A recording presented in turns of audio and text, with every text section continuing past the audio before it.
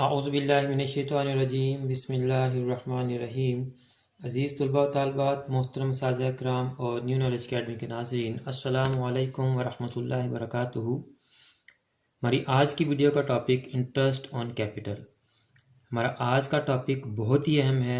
तमाम स्टूडेंट्स जिनको किसी न किसी हवाले से किसी न किसी सब्जेक्ट में इंटरेस्ट की कैलकुलेशन करनी पड़ती है या परसेंटेज की कैलकुलेशन करनी पड़ती है, यही कॉन्सेप्ट आपका डेप्रिसिएशन के चैप्टर में भी अप्लाई होता है।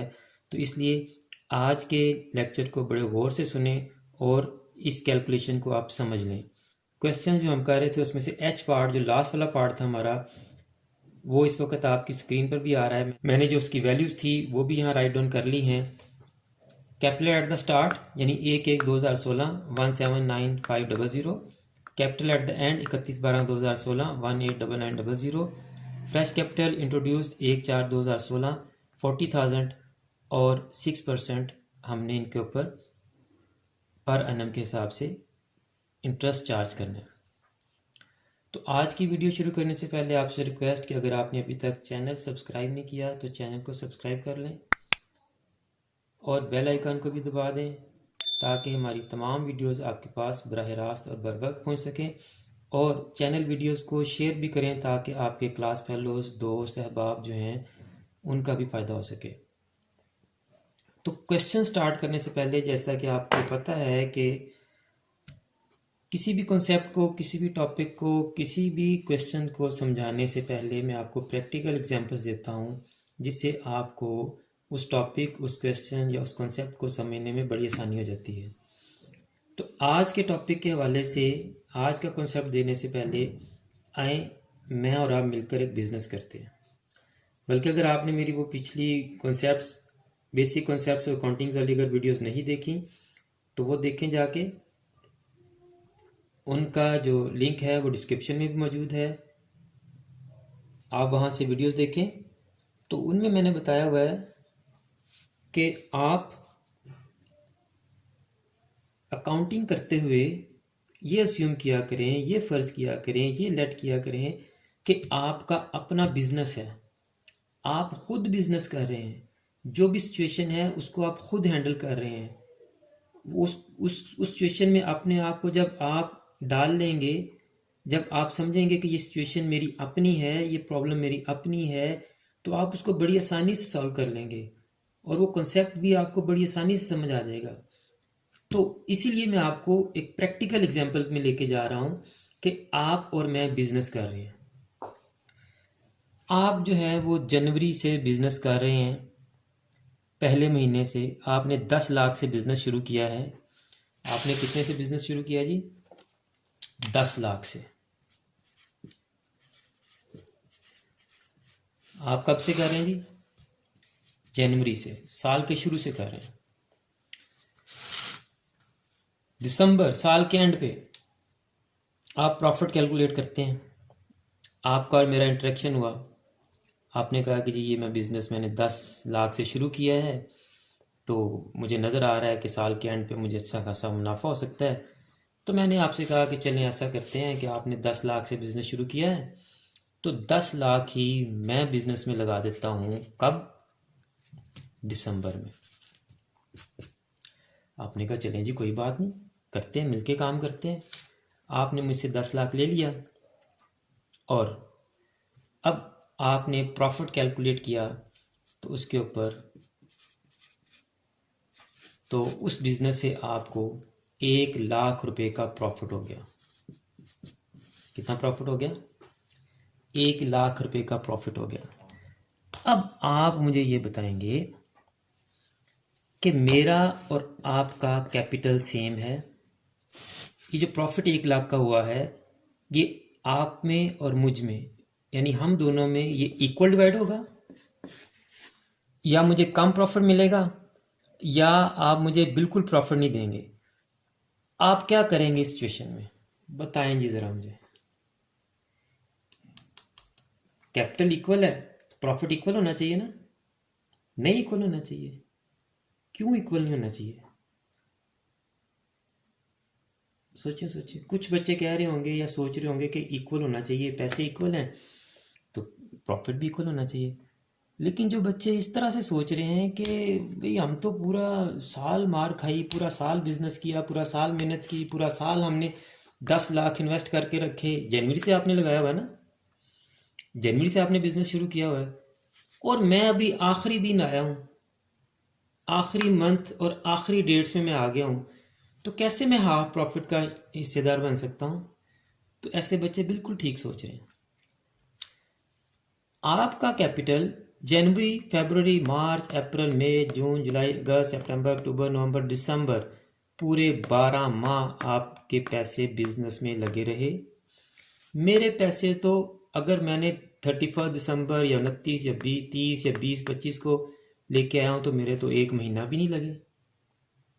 और अगर मैंने 1 माह 1 दिसंबर को फर्ज करें पैसे दिए होते आपको, तो फिर आपके 12 माह पैसे रहे बिजनेस में और मेरे सिर्फ 1 मंथ, तो आपको 12 मंथ का प्रॉफिट मिलेगा और मुझे 1 मंथ का प्रॉफिट मिलेगा। प्रैक्टिकल लॉजिक हमें यही कहती है। चलें जी, आपको अगर इससे भी समझ नहीं आई, चलें आपको एक और एग्जांपल समझाते हैं। लेट्स सपोज मैं आपसे कहता हूं कि मैंने एक बैंक में 1 लाख रुपया डिपॉजिट करवाया हुआ है और बैंक मुझे हर साल 6% पर एनम के हिसाब से 31 दिसंबर को 6,000 रुपये मुझे दे देता है। मैं आपको बताता हूँ, आपको भी बड़ा अच्छा लगता है, आप भी जाते हैं फॉरेन बैंक और 30 दिसंबर को 1 लाख रुपया डिपॉजिट करवा देते हैं और मुझे तो 31 दिसंबर को मिलना है प्रॉफिट। आप भी मेरे साथ जाते हैं और कहते हैं बैंक से कि लाएं जी मुझे भी 6,000 प्रॉफिट दें। बैंक मुझे प्रॉफिट दे देता है, आपको नहीं देता। क्यों नहीं देता भला? कि आपका ये जो 1 लाख है ये सिर्फ 1 दिन ही तो बैंक में पड़ा रहा, बैंक ने तो इसको 1 दिन ही इस्तेमाल किया है, जबकि ये मेरा 1 लाख बैंक ने 31 दिसंबर 1 जनवरी से 31 दिसंबर पूरे 12 मंथ्स यूज किया है। और जब भी कोई इंटरेस्ट रेट होता है तो साथ उसके ये PA पर एनम लिखा होता है कि पर एनम ये साल का इंटरेस्ट रेट है, पूरे साल का 6% इंटरेस्ट रेट मिलेगा आपको। यानी साल भर आप पैसे रखेंगे तो आपको 6,000 मिलेगा। अगर आप 1 साल से कम रखते हैं, यानी 2 मंथ के लिए, 4 मंथ के लिए, 5, 6, 7, 8 जितने भी मंथ्स के लिए आप पैसे बैंक में रखते हैं तो आपको उतने मंथ का ही मिलेगा। सिर्फ कैलकुलेशन पर एनम के हिसाब से 6,000 ही बनती है, लेकिन ये कब मिलेगी? जब पूरे 12 मंथ आपके पैसे बैंक के पास पड़े रहेंगे। लेकिन फर्ज करें आप यहाँ 31 दिसंबर की बजाय 1 दिसंबर को बैंक चले जाते हैं, 1 लाख जमा करवाते हैं। अब 1 दिसंबर से 31 दिसंबर आपके पैसे बैंक में कितनी देर पड़े रहे? 1 मंथ। तो आपको ये 6,000 पूरे साल के हैं, तो आपको पूरे साल के पैसे नहीं मिलेंगे, बल्कि कितने मंथ्स के मिलेंगे? 1 मंथ के मिलेंगे। तो 6,000 को आप 12 पे डिवाइड करें तो 1 मंथ के 500 बनते हैं, तो आपको सिर्फ 500 ही बैंक प्रॉफिट देगा। समझ आ गई आपको? अब आते हैं हम अपने इस क्वेश्चन की तरफ। तो आप देखें हमारा इंटरेस्ट यहाँ भी 6% पर एनम है। कैपिटल एट द स्टार्ट, ये जो 1,79,500 हमारा कैपिटल एट द स्टार्ट था, तो ये हमारे बिजनेस में ये कैपिटल कितने मंथ रहा है? जनवरी में, जनवरी से शुरू हो रहा है ना, फर्स्ट से, फेब में, मार्च, अप्रैल, मई, जून, जुलाई, अगस्त, सितंबर, अक्टूबर, नवंबर, दिसंबर। इंटरेस्ट की कैलकुलेशन हम at the end of the year करते हैं, अकाउंट्स क्लोज करते हुए। वो आपका जो भी अकाउंटिंग ईयर होगा हम उसके एंड पे उसकी कैलकुलेशन करते हैं। तो 31 दिसंबर इस क्वेश्चन के मुताबिक हमारी कैलकुलेशन कब बनती है? 31 दिसंबर क्लोजिंग डेट बनती है हमारी। अब आप ये देखें, ये जो ओपनिंग कैपिटल 1/1/2016 को आपके पास 1,79,500 था। ये जनवरी में, फरवरी में, मार्च, अप्रैल, मई, जून, जुलाई, अगस्त, सितंबर, अक्टूबर, नवंबर, दिसंबर, पूरे 12 मंथ बिजनेस में रहा। अब ये आपका कैपिटल एट द एंड है, ये 31 दिसंबर को है और हम कैलकुलेशन भी कब कर रहे हैं? 31 दिसंबर को ही। यानी ये तो पूरा साल इस्तेमाल नहीं रहा, ये तो सेम डे की वैल्यू है। तो इसका मतलब इंटरेस्ट की कैलकुलेशन में ये अमाउंट नहीं आएगी, क्योंकि ये तो एक दिन भी बिजनेस में नहीं रहा। ये तो सेम डे जब हम कैलकुलेशन कर रहे हैं उसी दिन की वैल्यू है ये तो। अब आप हैं फ्रेश कैपिटल पे। फ्रेश कैपिटल को कब इंटरेस्ट को आया? 4th मंथ में, यानी ये अप्रैल के मंथ में भी हमारे पास रहा, मई में भी रहा, जून में भी रहा, जुलाई, अगस्त, सितंबर, अक्टूबर, नवंबर एंड दिसंबर। तो ये कैलकुलेट करें जी, 1 2 3 4 5 6 7 8 और 9, यानी ये वाला जो कैपिटल है ये कितने मंथ रहा? 9 मंथ। अभी बैंक वाली एग्जाम्पल में हमने क्या देखा था कि जिसकी इन्वेस्टमेंट जितनी देर बैंक में पड़ी रही थी, बैंक ने उसको उतनी ही ड्यूरेशन का प्रॉफिट दिया था। यानी मेरी जो इन्वेस्टमेंट है वो बैंक के पास पूरा 1 साल पड़ी रही थी, तो बैंक ने मुझे पूरे 12 मंथ्स का प्रॉफिट दिया। और आपकी जो इन्वेस्टमेंट है वो सिर्फ 1 मंथ यानी दिसंबर के मंथ में बैंक के पास रही, तो बैंक ने आपको 1 मंथ का प्रॉफिट 500 दिया था। तो यहाँ भी हम यही करेंगे, opening capital at the start, क्योंकि ये पूरा साल 12 मंथ रहा, इसकी कैलकुलेशन हम पूरे 12 मंथ्स की करेंगे।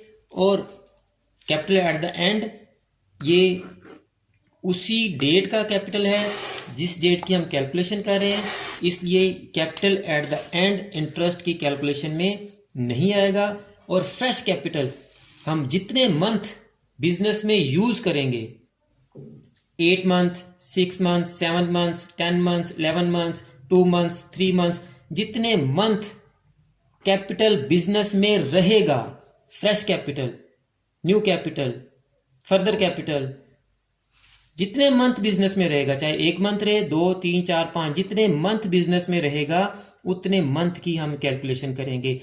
इस प्रॉब्लम के मुताबिक ये कैपिटल, फ्रेश कैपिटल हमारा, हम 1 अप्रैल को लेके आए, तो अप्रैल का पूरा मंथ इसमें शामिल होगा।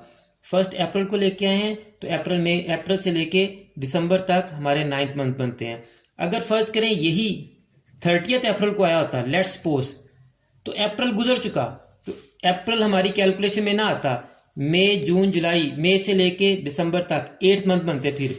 लेकिन चूंकि ये हमारा 1 अप्रैल को ही आया, तो अप्रैल का पूरा मंथ भी इसमें कैलकुलेट होगा। तो अब हम इस इंटरेस्ट यानी इसके ऊपर 12 मंथ की और इसके ऊपर 9 मंथ की हम कैलकुलेशन करते हैं। चलें जी, कैलकुलेशन करते हैं इंटरेस्ट की। Interest on opening capital 1,79,500 multiply by 6% यानी 6/100।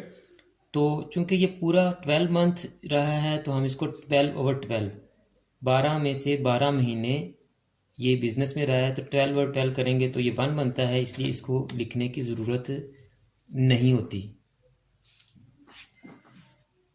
तो ये 2 0 से कैंसिल हो गई। 1795 को जब आप 6 से मल्टीप्लाई करेंगे तो आपके पास आंसर आ जाएगा 10,770। अब हम कैलकुलेशन करेंगे इंटरेस्ट ऑन फ्रेश कैपिटल।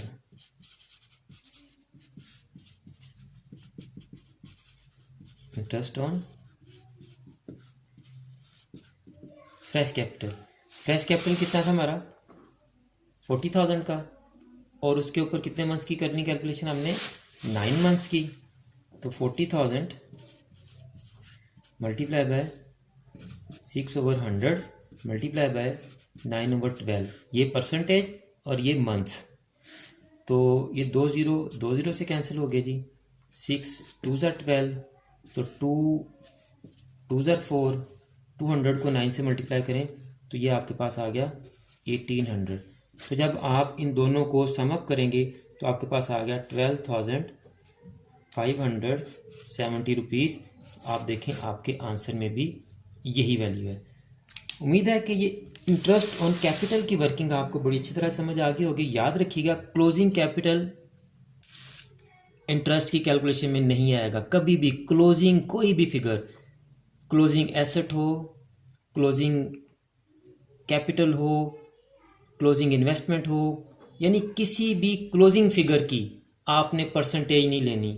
हाँ जी, हर उस फिगर की जो बिजनेस में कुछ अरसा, कुछ ड्यूरेशन, क्योंकि इंटरेस्ट की कैलकुलेशन बेस्ड ऑन ड्यूरेशन, कि आपका कोई भी वैल्यू जिसके ऊपर आप इंटरेस्ट कैलकुलेट कर रहे हैं वो ड्यूरेशन के साथ उसका बड़ा ताल्लुक होता है। आपने देखना है कि जिसके ऊपर आप इंटरेस्ट कैलकुलेट कर रहे हैं वो कितनी ड्यूरेशन का हमने इंटरेस्ट लेना है। यहाँ 12 मंथ्स का लेना था, यहाँ 9 मंथ्स का लेना था, यहाँ 12 महीने का, इसलिए कि ये एक साल के शुरू से लेके एंड तक 12 महीने, और इस पे 9 मंथ्स इसलिए कि 1/4 अप्रैल से लेके दिसंबर तक 9 मंथ्स। इसी तरह से आप डेप्रिसिएशन के क्वेश्चन में भी एसेट जो पूरा साल इस्तेमाल होगा उसके ऊपर पूरे साल की डेप्रिसिएशन लेंगे, जो एट द एंड वैल्यू होगी उसके ऊपर आप डेप्रिसिएशन नहीं लेंगे, और जो साल के दौरान आपने ख़रीदा होगा, जितने मंथ्स वो बिजनेस में एसेट इस्तेमाल होगा, आपने उतने मंथ्स की डेप्रिसिएशन ले लेनी है। उम्मीद है कि आपको इस एक लेक्चर से इंटरेस्ट ऑन कैपिटल और एसेट्स की डेप्रिसिएशन को कैलकुलेट करने में भी मदद मिली होगी। अगर आपको ये वीडियो अच्छी लगी है तो इस वीडियो को लाइक करें और अपने फ्रेंड्स और क्लास फेलोज के साथ इसको शेयर करें, ताकि वो भी इस अहम तरीन क्वेश्चन को सीख सकें। और अगर आपने अभी तक चैनल को सब्सक्राइब नहीं किया तो चैनल को सब्सक्राइब कर लें और बेल आइकन को भी दबा दें, ताकि हमारी मुफीद वीडियोस आपके पास बराह रास्त और बर वक्त पहुँच सकें। और हमेशा की तरह आखिर में मेरी यही दुआ है कि अल्लाह ताला तमाम स्टूडेंट्स को, तमाम नाजरीन को और पूरी उम्मत मुस्लिमा को दीनों दुनिया के तमाम इम्तिहानात में कामयाबियाँ अता फरमाए और हम सब का खात्मा बिल ईमान फरमाए। मुझे भी अपनी दुआ में याद रखा करें। अगली वीडियो तक के लिए फ़ी अमानिल्लाह।